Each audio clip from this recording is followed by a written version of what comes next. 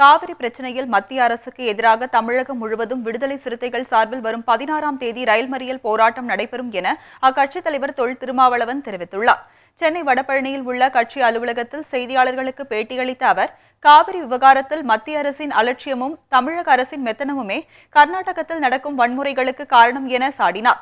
தமிழகம் மற்றும் அண்டை மாநில பிரச்சினைகளை மத்திய அரசு வேடிக்கை பார்ப்பதாகவும் அப்போது அவர் குற்றம் சாட்டினார். காவிரி மேலாண்மை வாரியத்தை உடனடியாக அமைக்க கோரியும் மத்திய அரசுக்கு எதிராகவும் வரும் 16ஆம் தேதி தமிழகம் முழுவதும் ரயில் மறியல் போராட்டம் நடைபெறும் என்றும் திருமாவளவன் கூறினார்.